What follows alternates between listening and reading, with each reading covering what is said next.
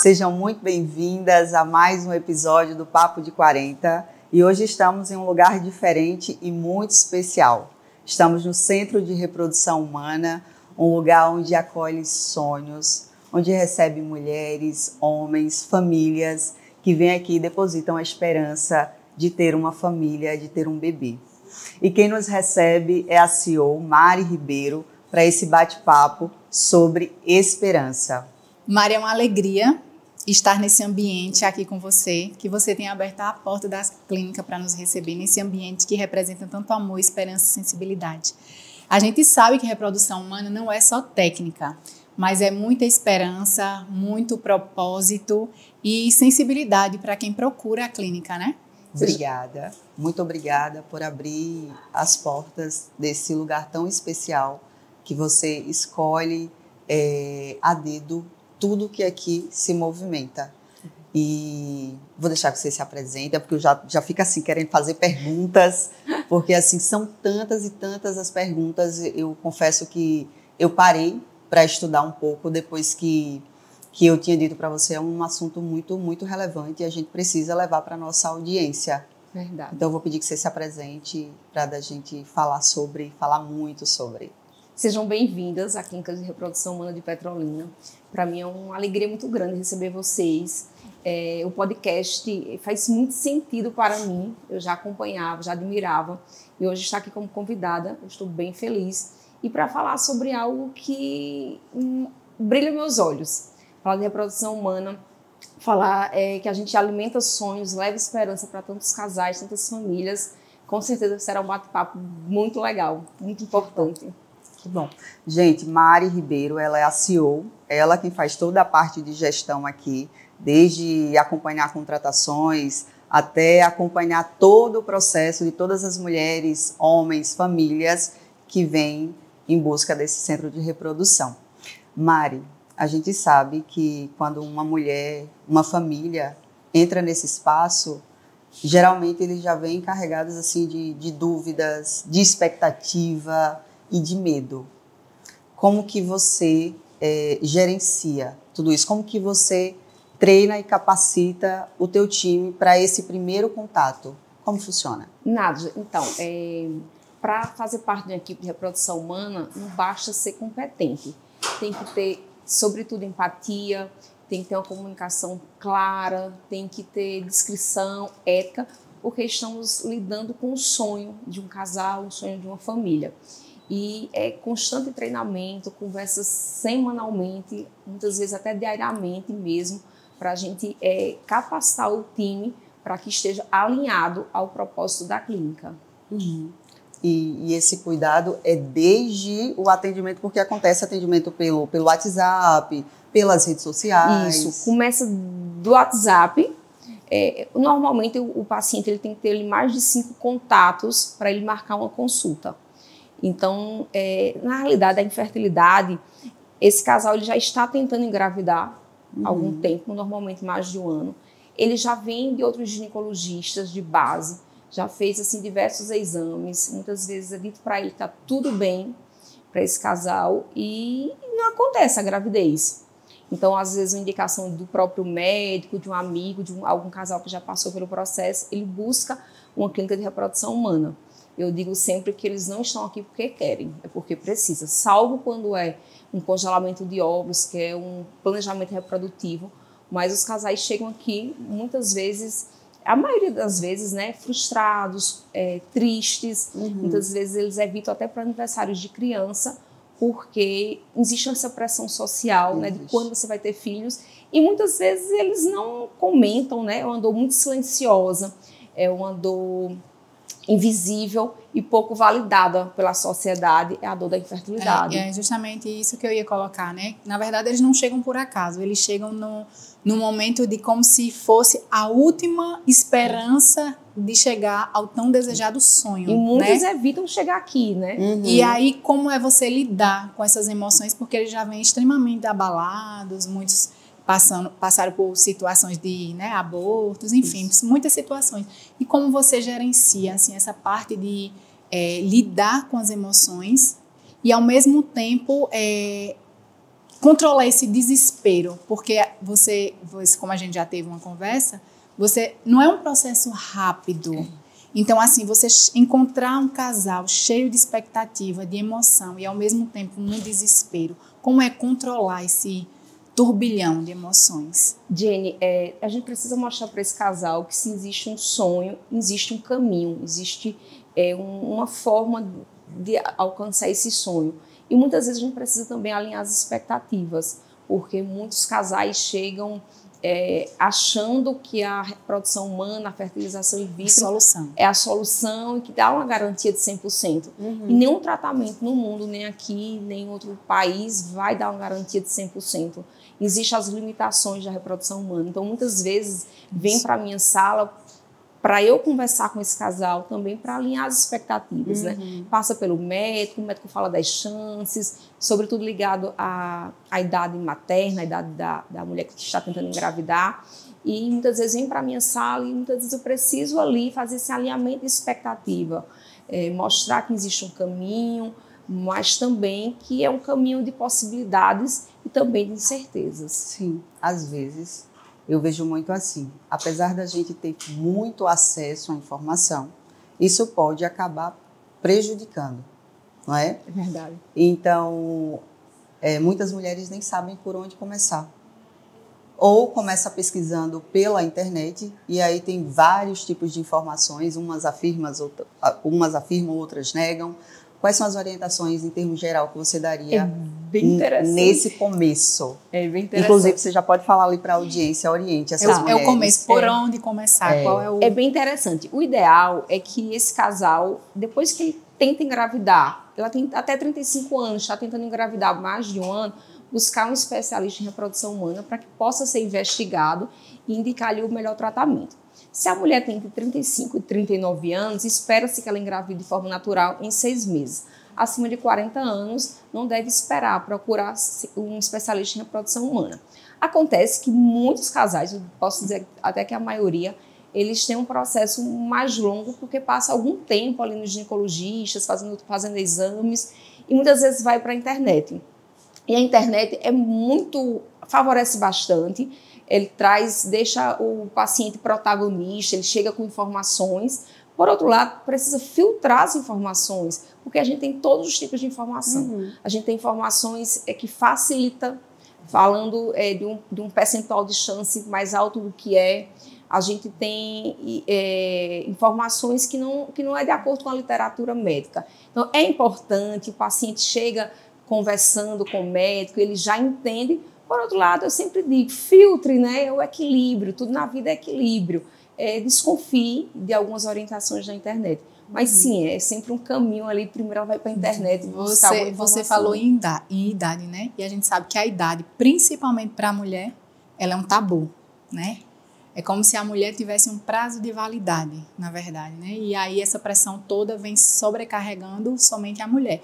E a gente sabe que nem todos os casos que chegam para você, a questão da infertilidade, a questão do casal não conseguir, nem sempre ela é direcionada somente à mulher. Não é isso? Isso, exatamente. A chance de infertilidade, tanto no homem quanto na mulher, é de quase 50%. Então, a infertilidade atinge tanto o homem quanto as mulheres, e 20% dos casais, os dois têm uma causa. Então, não existe uma culpa, não existe o problema de um, o problema do outro. Mas sim, ela é multifatorial e ambos precisam ser investigados. Buscar o tratamento, o diagnóstico, indicar o melhor tratamento. Em relação à idade da mulher, é bem complexo falar sobre isso, né? Mas nós nascemos com quantidade limitada de óvulos, né? A gente nasce ali com 1 milhão a 2 milhões de óvulos. Ao longo da vida, a gente vai perdendo os óvulos. E, sobretudo, acima dos 35 anos, a gente vai perdendo quantidade. Que é só essa parte que é muito interessante na conversa que a gente estava tendo, que até para mim foi surpresa. Porque a gente acostumada só, não, mulher depois dos 40, né? Mulher depois dos 40. E muita gente não tem essa percepção de que com 35 anos a mulher já dá uma acima decaída. Dos 35 anos. Muito jovem, né? Muito jovem. Eu já tenho 41 anos, eu me sinto muito melhor do que quando eu tinha 31 anos. Todas nós. Mas a idade dos meus óvulos é de 41 anos. Então, a mulher acima dos 35 anos vai diminuindo a quantidade e a qualidade dos óvulos. Isso é comprovado cientificamente. E acima dos 40 anos, com 40 anos, a gente tem ali menos de 5% dos óvulos que a gente tinha ao nascer. E também tem a qualidade dos óvulos, que a gente não tem como prever a qualidade dos óvulos, né, depois que aspira. E às vezes aqui no nosso dia a dia a gente escuta assim, mulheres de 42 anos, puxa, eu me cuidei a vida toda, tomei suplementação, exercício físico, como assim? Mas algo inevitável, ninguém né? me falou sobre isso. Então foi com essa dor das pacientes de falarem assim para mim que não houve essa conscientização, é que eu uso mesmo assim, as redes sociais para conscientizar. Porque ela pode tomar essa decisão de ter filhos depois dos 35, Sim. depois dos 40, mas de forma consciente, sabendo que ela pode enfrentar desafios, que tem a opção também do congelamento de óvulos para esse planejamento reprodutivo. Perfeito. O que Mari coloca aqui é muito importante se atentar, porque assim, por mais a gente não está falando de uma aparência saudável apenas, porque a gente se apega tanto apenas ao fator estilo de vida que acaba esquecendo uma questão fisiológica, porque naturalmente a gente vai perdendo, não é, esse valor. Não é uma questão de prazo de validade que a mulher tenha ou que o homem tenha. A gente pode sim continuar se cuidando, isso pode reduzir ou aumentar essa probabilidade da gente conseguir, não é, gestar. No entanto, não se apegue a esse fator isolado. E quando o Mari recebe essa mulher aqui, essa família, que ela começa ali a gerenciar e alinhar as expectativas, porque na grande maioria das vezes você faz essa pesquisa pela internet e acaba ou se desestimulando, se desmotivando, ou criando uma expectativa muito alta por conta dessa tua qualidade de vida, e é importante você alinhar. Então, quando chega aqui, que alinha essas expectativas, que ali você faz essa investigação, quais são os próximos passos? Existe dor? Como que funciona? Eu, de forma bem leiga, eu fico imaginando quais são esses exames que acontecem. Passa pela primeira consulta, onde o ideal é que venha o casal, visto que é um sonho do casal. Tem alguns casos que o marido não pode vir, às vezes está viajando, mas o ideal é que ela agende a consulta para o casal. Os dois precisam ser investigados. Os homens, normalmente, são exames de sangue, ultrassom e espermograma, que são exames mais simples. Já a mulher vai depender muito do histórico. Pode investigar endometriose, SOP, fator tubário, fator imunológico. Mari, eu vou pedir que você fale para a nossa audiência. Sabe por quê? Porque, assim, nem sempre essa mulher, ela consegue trazer o homem. Porque existe uma negação por parte dos homens, não é? Quando ele já teve filhos, então. Exatamente. Então, assim, ele diz, poxa, eu já consegui, eu tenho aqui 3, 4 filhos. O problema, como a gente tá, o problema não é meu. Talvez ele não queira... que quer partir para filho sem fazer um espermograma. Então, é interessante você pontuar essas duas possibilidades. Ela não conseguiu conquistar a presença desse marido, pelo menos no primeiro momento. Mas ele precisa vir depois. E aí depois vai existir essa necessidade. É essencial estar o casal. Mas é possível, por exemplo, você iniciar essa investigação com essa mulher, porque daí você já pode eliminar, não é? Digamos assim, não está tão relacionado a você. Agora a gente precisa partir para uma nova investigação. É possível? Ele ficando mais demorado um pouco, né? Mas pode, sim. No retorno, por exemplo, está tudo bem, então vamos... É porque é muito básico. Ele precisa fazer um espermograma. Então, está muito mais relacionado a essa aceitação do que os exames em si. Então, como que seria essa investigação? Desde ali o início de exames? Então, ao agendar a primeira consulta, o médico vai solicitar os exames do casal, visto que a infertilidade ela é multifatorial. Pode ter fator masculino e feminino ou de ambos. E quando a gente se fala do fator masculino, ele vai pedir exames de sangue, pode pedir ultrassom, espermograma, que é um exame básico. Então, o ideal é que o casal venha para a primeira consulta. Caso não possa, há uma impossibilidade, mas em algum momento da jornada ele precisa vir. E a mulher, ela pode ter diversos exames a serem solicitados. Precisa ver histórico de dor, se ela tem endometriose, SOP, fator tubário, fator imunológico, se ela teve aborto de repetição. Então, é uma investigação mais ampla, digamos assim, com mais exames, para identificar qual é a causa da infertilidade e indicar o melhor tratamento, que não necessariamente será FIV. Então, a FIV está muito mais atrelada à idade e ao tempo de infertilidade. Quando um casal está tentando engravidar há mais de 3 anos, o médico vai pensar em fertilização in vitro. Mas muitas vezes pode ser um tratamento medicamentoso, de mudança do estilo de vida. Então, não necessariamente será a indicação de fertilização in vitro. Uma dúvida constante isso. Agora, acha que tudo é FIV. Na realidade, 80% dos casais vão engravidar sem FIV. Em torno de 15% vai engravidar apenas com FIV e 5% é de jeito nenhum. É literatura. E quando tem esses casos que tem a limitação e não engravida mesmo. Quando você recebe esses casais, muitas vezes você creio que você recebe muito também a questão de como é que a gente fala, de mitos. Então, assim, vem muita gente já engessada que porque eu não consigo, por causa disso e daquilo. Então, você quebrar todo essa acreditação que o povo já vem, né, ali. Não, mas eu sei, eu não consigo é por isso. Não, ele não consegue é por isso. Então, assim, como é lidar com essa realidade desse povo já vem engessado? Quebrar esses pensamentos. Então, em relação aos mitos, o que eu gostaria muito de desmistificar é em relação à infertilidade masculina.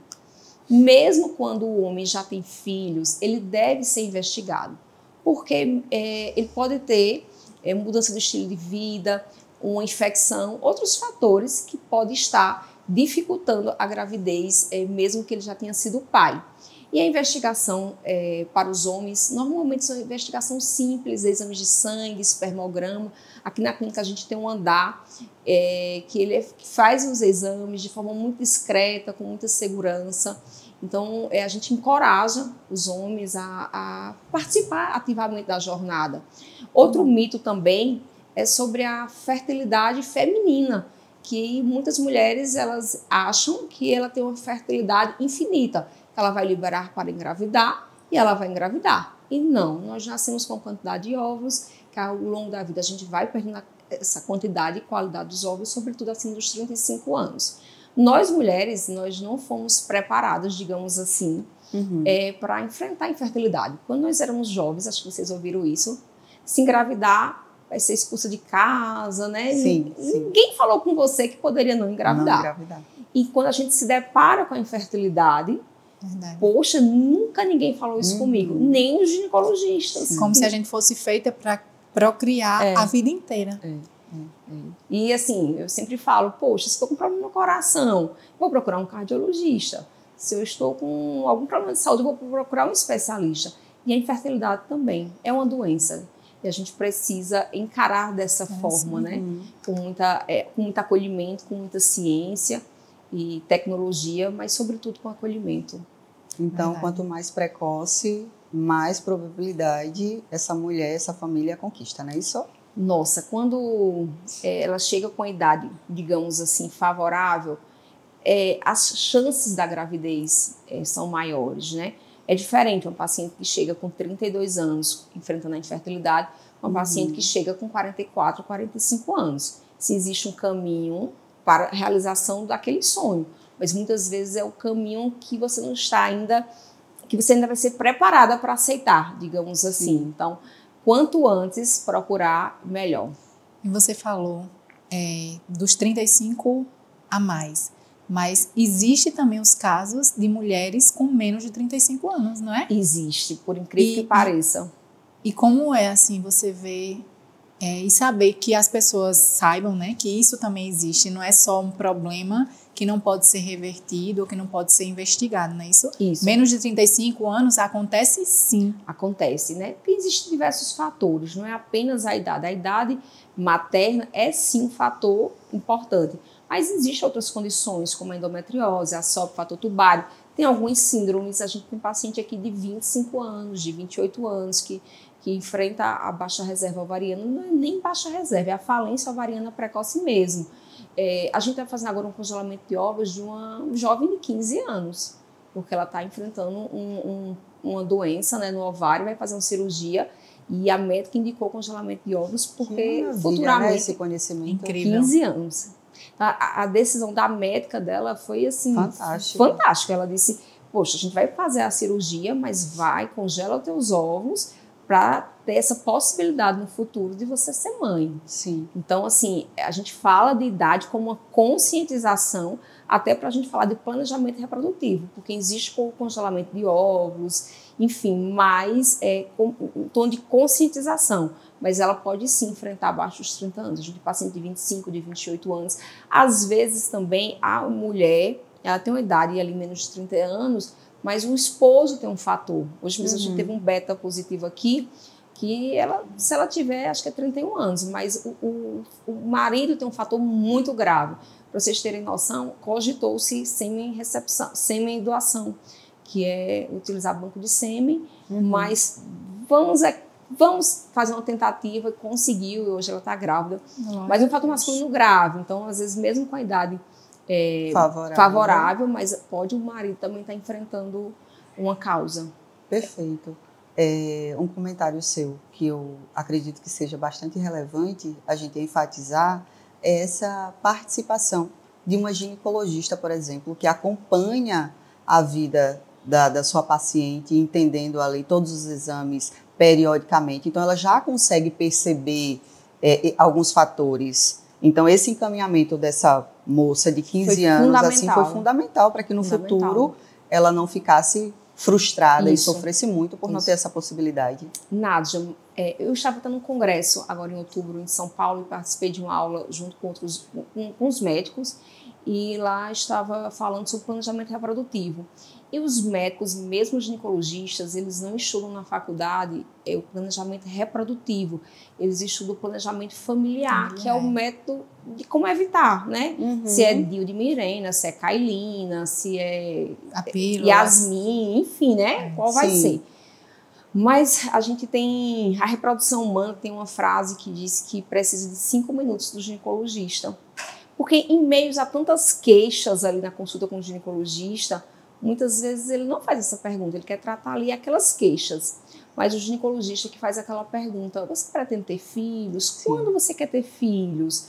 E daí ele pode orientar esse paciente melhor. Não é Petrolina, não é o Vale São Francisco, isso é a nível Brasil mesmo. Falou-se no congresso, o médico falou assim, poxa, a gente não vê isso na faculdade. Então, muitas vezes, o paciente ele perde um tempo de 3, 4 anos para chegar no especialista. Sim. Porque ele fica ali fazendo exames, não são exames específicos, preventivo, por exemplo, que é comum que toda mulher faz todo ano, e transvaginal não vai ver infertilidade, né? Então ela chega aqui muitas vezes, puxa, todos os meus exames estão normais, como assim eu não consigo engravidar? Quais exames? Né? Quais exames? Você fez os exames certos? Tem pacientes que chegam aqui que passou por 10 ginecologistas. Tem um paciente que chorou muito, chegou na minha sala, chorou.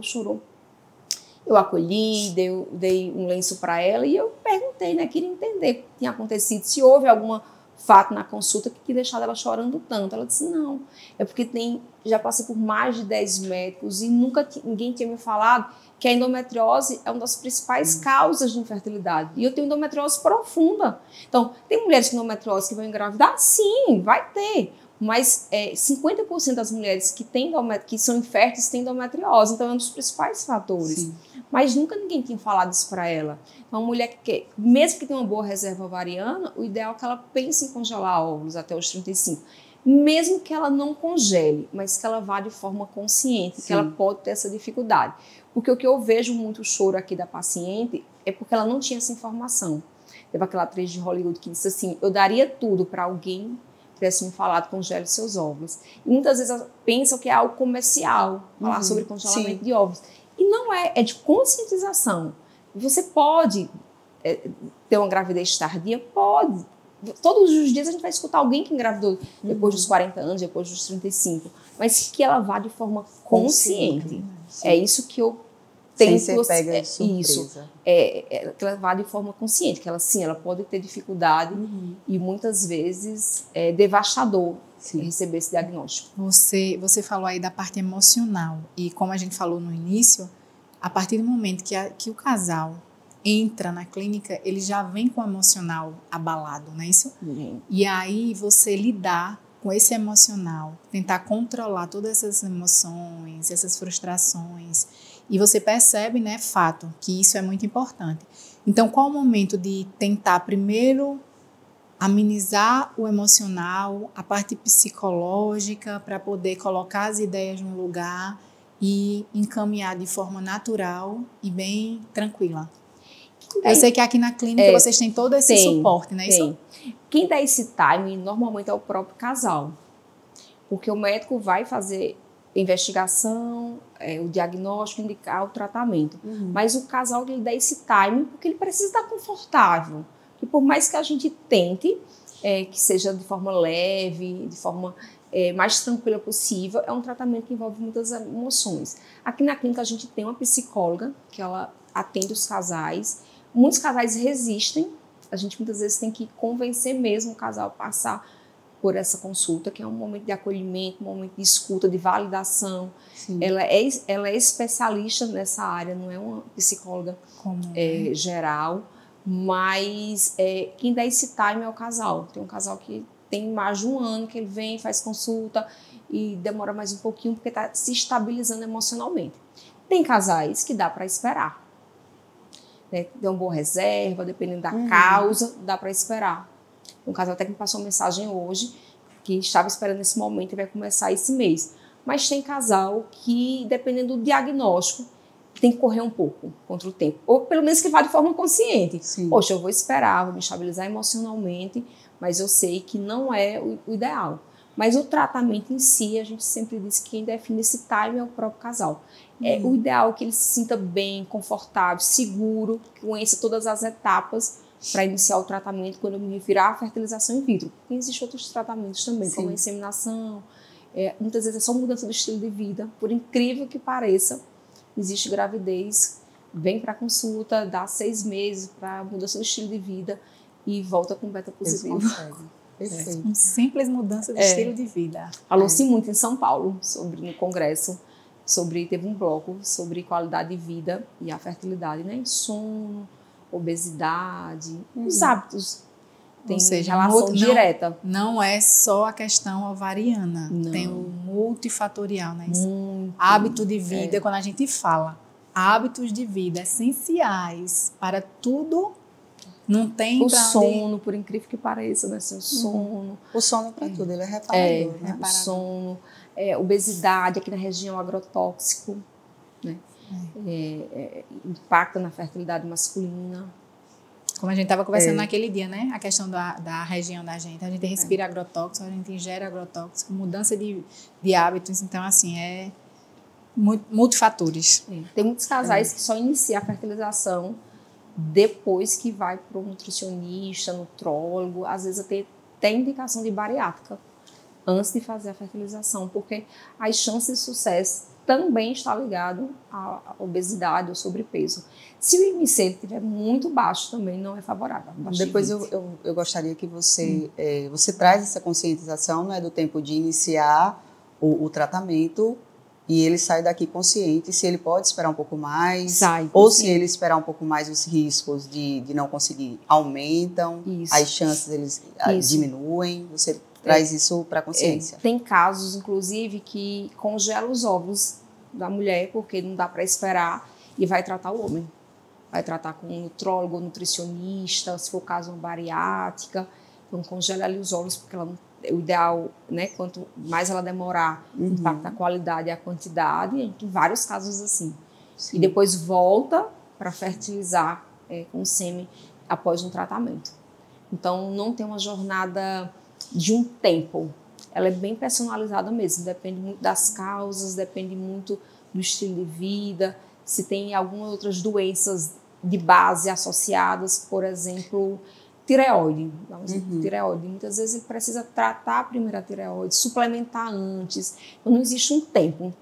Depois que começa, é rápido, é 10 a 12 dias para aspirar os óvulos. Mas o tempo para começar varia bastante. Nada é regra, tudo é fator. Não. É um trabalho multiprofissional. Envolve outros profissionais, a partir da investigação. Verdade, eu fico pensando, né? Eu considero esse centro de reprodução humana um ambiente muito sensível.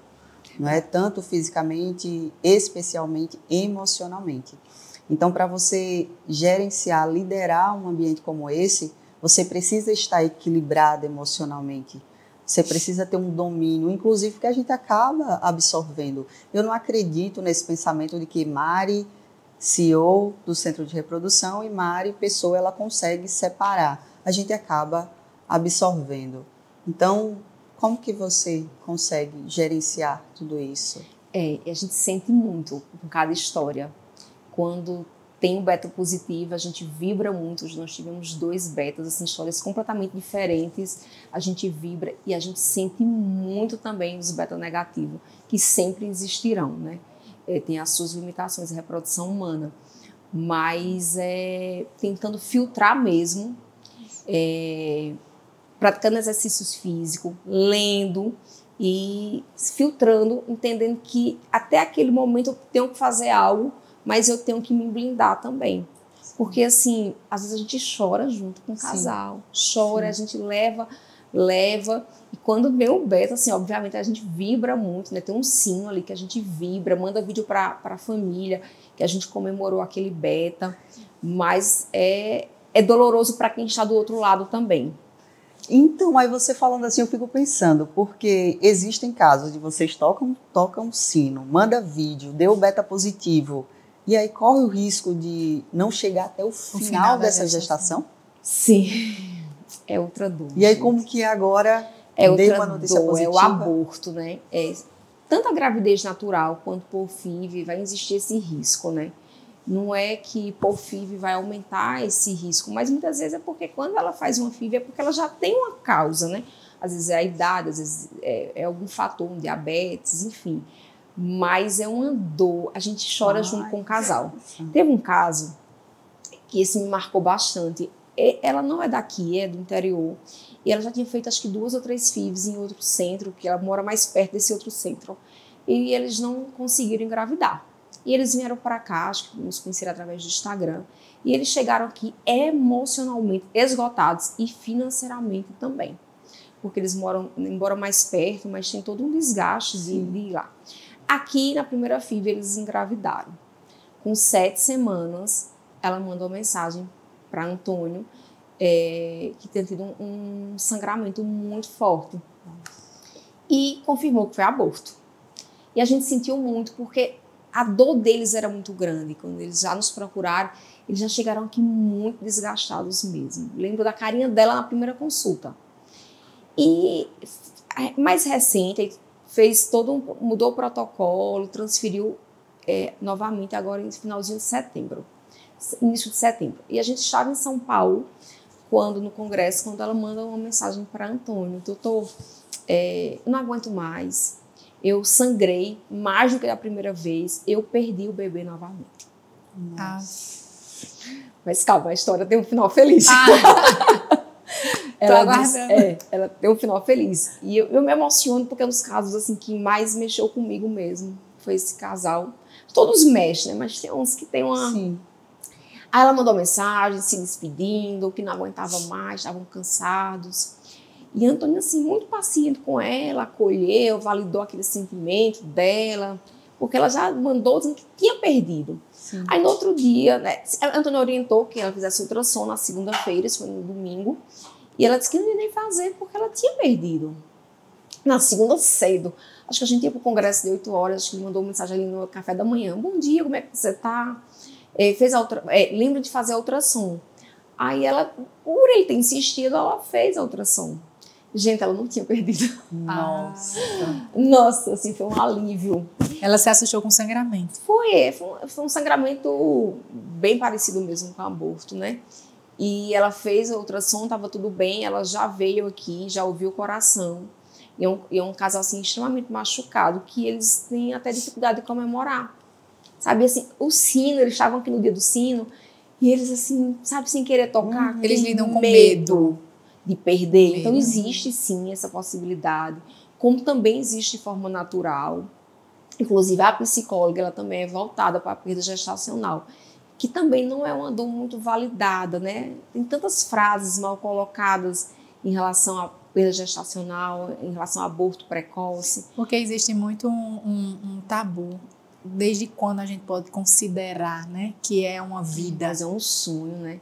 Tem mulheres que sofrem muito a cada mês quando vê o ciclo menstrual. Exatamente. Que a gente está lidando com dor. sonhos. Com certeza, O aborto com de repetição é muito doloroso. E aí quando você traz, né? eles ficam até com dificuldade de comemorar. Demais. É porque assim, eu vou de novo alimentar essa expectativa, entendeu? Então eu vou deixar que eu prefiro ficar quietinha, porque se vier a gente, amém.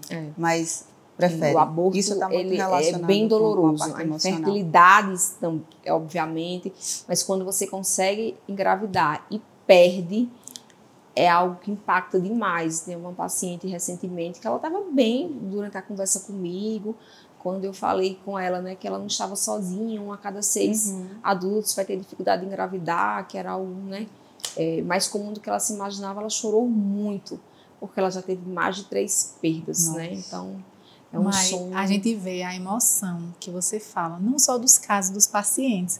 Você fala do assunto com emoção. Eu sou entusiasta. Seus olhos brilham.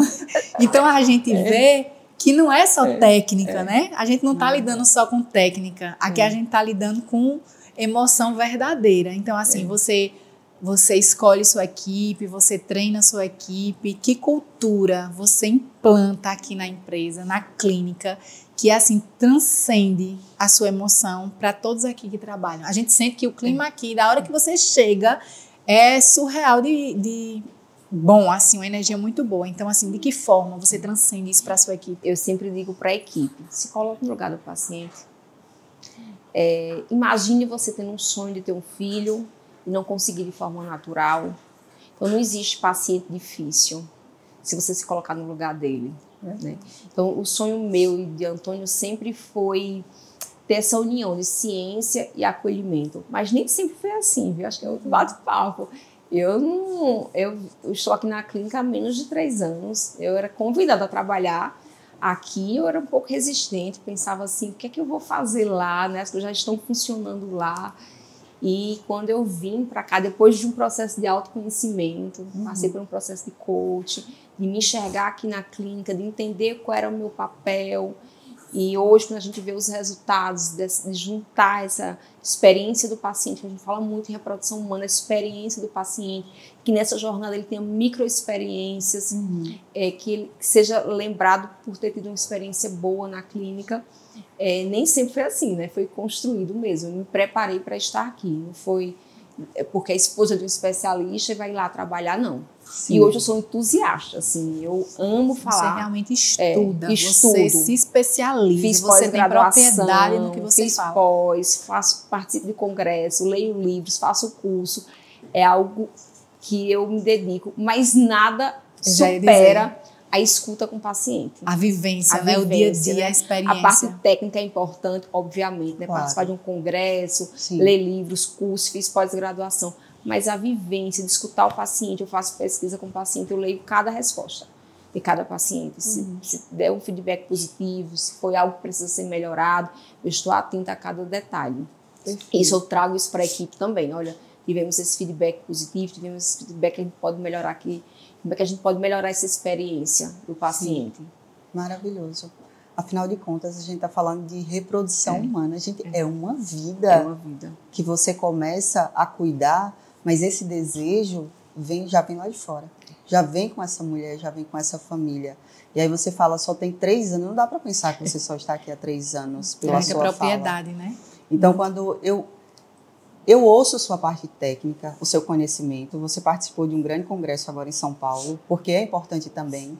Mas a gente está falando de vida. Se você não tiver o lado humano, se você não tiver esse autoconhecimento para gerenciar as suas emoções e contribuir nesse gerenciamento das emoções com o seu paciente, não acontece. Porque esse envolvimento também pode ser um fator. Essa parte psicológica também é um fator. E aí eu gostaria que você desse um conselho. Qual conselho que você daria para uma mulher, para uma família que está passando por esse processo ou que está pensando em iniciar esse processo? Eu já venho tentando, não consigo, estou aqui frustrada, não sei se é possível. Qual conselho que você daria para ela? Então, o conselho que eu daria é que ela não demore buscar um especialista, porque o especialista é o médico que ele é preparado para conduzir a investigação e indicar o tratamento. E que ela se acolha, ela se respeite, ela compreenda que ela não está sozinha nessa caminhada, nessa jornada, que existem caminhos para isso e que o quanto antes ela procurar uma ajuda especializada, certamente ela terá mais chances de atingir aquele objetivo que é o bebê em casa. Não é apenas a gravidez, como você falou do aborto, né? É o bebê em casa. Então o sonho realizado de ter o bebê em casa, o sonho desse casal é nosso também, né? Mas o conselho que eu daria é que não normalize a infertilidade, ela não normalize. Passou de 1 ano, ligue alerta, que algo precisa ser investigado. Como você falou, é uma doença e como toda doença, quanto mais cedo a gente descobrir e tratar, mais cura, mais benefício, mais do sucesso. O sucesso do tratamento, o sucesso de alcançar os objetivos, ele vem com mais facilidade, não é isso? Isso.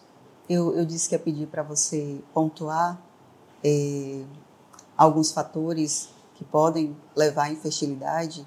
Eu gostaria que você olhasse para a nossa audiência, até para que ela comece a observar. Você traz essa questão precoce, se está relacionada com uma questão hereditária ou não, para que ela converse mais com essa ginecologista, porque nem sempre as mulheres têm a bênção de encontrar uma profissional que se preocupe, não é, com você a médio, a longo prazo. Então, mencione alguns fatores que podem estar relacionados com a infertilidade. Então, tem alguns fatores que são bastante conhecidos que têm uma ligação direta com a infertilidade. Endometriose. A endometriose, muitas vezes ela é demorado para receber o diagnóstico dessa paciente. Inclusive, a Anitta tem endometriose, salvo engano, ela falou que levou quase 10 anos para ser diagnosticada. E é uma das principais doenças hoje que causam infertilidade. Em torno de 50% das pacientes que são inférteis têm endometriose. Então, se a paciente ela tem um ciclo, quando vai menstruar, ela sente dores, se ela tem um ciclo irregular, se ela já tem conhecimento que tem SOP, fator tubário, fator imunológico, no caso do homem, varicocele. Então, tudo isso são fatores que a mulher pode ficar atenta, que pode sim ligar alerta para a infertilidade. Então, SOP, endometriose, fator tubário. A questão genética também é importante a gente falar, sobretudo para o homem, quase ali 20%, 15% a 20% pode ter ligação com fatores genéticos, a mulher também. E existem alguns sinais, sobretudo se a mãe entrou em menopausa precoce. Então, ela pode ter também uma menopausa precoce e afetar a fertilidade também. Então, o fator genético também é um fator de atenção. Às vezes, chega aqui um homem, né, e diz assim, poxa, meus primos eles não conseguem engravidar. Então, possivelmente, ela tem alguma doença genética, tem uma síndrome. Sério? Isso estiver relacionado com os primos? Primos, irmãos. A gente tem alguns casos aqui na clínica que ele já chega comentando. Puxa, tem meus primos também que não estão conseguindo engravidar. Meus irmãos, a gente está tratando, tem um casal que o Antônio está tratando, que são 2 irmãos, né? Os 2 com o mesmo fator. Então, o fator masculino pode ter quase 20% de chance de ser genético. A mulher um pouco menos, mas também tem genético. Mas a maior parte mesmo, mais de 80%, 90%, não é genético. Perfeito. A gente está chegando ao fim desse bate-papo. Muito rápido, mas né? você falou algo que me chamou a atenção e eu gostaria de enfatizar, que são 2 normalize ou não normalize. O primeiro é não normalize a infertilidade, não é? Isso. Mas normalize você buscar ajuda. Sabe por quê? Porque a gente busca ajuda para tantos outros fatores. Não é se eu estou obesa, porque é uma doença também, a gente busca um nutricionista, um nutrólogo. Então, tem tantos profissionais para nos atender nessas necessidades de saúde, a infertilidade também é uma.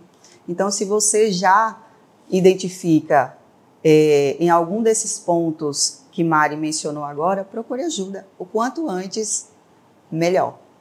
É verdade. É muito importante isso que você falou, de procurar ajuda e de não normalizar esse tempo de infertilidade. Depois a gente pode bater um papo sobre fertilidade também, Não, né? com certeza, Sobre era isso que eu ia falar planejamento agora. reprodutivo, sobre o congelamento de óvulos. Muitos assuntos. Aqui é só uma sementinha. É verdade, é um Só uma assunto bem sementinha. complexo. Muito. E a gente fica empolgado, né, falando sobre isso, né? Aí você traz já um outro tema, porque assim, a gente trouxe um tema global, geral, mas existem várias camadas que a gente pode estar pontuando no futuro. Já é uma... Ela falando aqui, eu disse, gente, vamos fechar uma parceria, porque assim, eu sou mãe, tenho 4 filhos, quem não é e não deseja ser, tá tudo bem, mas acredite, pode acontecer de você mudar de opinião lá no futuro. Muito. Então, é interessante pensar nessa possibilidade de que futuramente pode ser um desejo meu que antes eu não tinha. Então, a gente vai pensar em lives, vamos colocar caixinha de pergunta para que vocês participem, tragam o máximo de dúvidas que vocês tiverem. Não pense em dúvida que seja boba ou não, só mandem, porque a gente vai montar um quadro bem legal para falar sobre camadas de forma separada, específica, né, Mari? Bem colocado, eu sempre falo que a mulher que hoje tem 35 anos não é a mesma com 40 anos. Então, muitas vezes a mulher hoje não pensa em ter filhos, ela nem sabe se quer ter filhos, às vezes o assunto não é muito pertinente porque ela sabe se quer ter filhos. Mas muitas vezes a mulher de 35 anos não é a mesma de 40, não é a mesma de 42. Exato. Às vezes ela quer se dedicar ali à vida, a trabalho, a estudar, não encontrou ainda a parceira ideal. E depois pode mudar de ideia. Então, daí é importante o planejamento reprodutivo, para que não haja esse arrependimento, né? No futuro. Ela vá de forma consciente. Sim. Mari, muito obrigada por nos receber, trazer clareza, acolhimento em um assunto que é tão sensível. E espero que a gente possa, sim, falar mais sobre isso e ajudar e trazer consciência para outras mulheres. E vocês que estão nos assistindo, que acompanhou o episódio, eu espero que esse tenha trazido muito acolhimento, muita sensação de e respostas para vocês, e um acolhimento especial, e para dizer para vocês o seguinte: vocês não estão sozinhas, viu? Estamos aqui, espero que tenha respondido muitas questões. E é isso, Mari. Mais uma vez, obrigada. Foi enriquecedor. Eu que agradeço, porque foi uma oportunidade única de falar sobre infertilidade, porque a gente precisa dar visibilidade a esse tema, jogar luz, dar visibilidade a esse tema para a gente falar, para a gente acolher e evitar situações de constrangimento com as pessoas, porque muitas vezes a pessoa não sabe nem o que falar quando alguém diz que está tentando engravidar, né? Que a gente normalize, né? Que a gente acolha esses casais. Quando a gente não souber o que falar, não fale, mas que acolha de fato. Então, que eles se sintam que existe um sonho, existe um caminho e que a gente está aqui para caminhar juntos. E que só cresça, né? E algo também que eu gosto de falar é que, independente de você marcar uma consulta ou não, tá com dúvidas, não sabe por onde começar, ela pode marcar para vir conversar comigo. A gente já faz isso aqui na clínica, então muitas vezes a mulher, eu digo a mulher porque ela é quem toma mais a iniciativa, né? O ideal sempre é o casal, mas essa primeira procura é a mulher. Ela está tentando engravidar, ela não sabe ainda que caminho trilhar, ela pode sim marcar uma conversa comigo e a gente vai conversar e lhe dar um norte aí de quais são os próximos passos. Muito bom. Um agradecimento especial para os nossos patrocinadores, Revale, Estudo Nexo, faz tudo isso aqui acontecer. E para você, mulher que nos acompanha, se essa mensagem fez sentido para você, a gente falou de acolhimento. Às vezes a gente não tem a resposta, mas hoje, assistindo, você pode encaminhar para alguém que tem a resposta, tá? Compartilhe para sua amiga, para um parente, traga essa informação para outras pessoas, leve essa informação para outras pessoas e a gente vai continuar essa conversa sim. Muito obrigada por nos acompanhar até aqui. Um beijo e até o próximo Papo de 40. Nos vemos nos próximos episódios. Fique com a gente.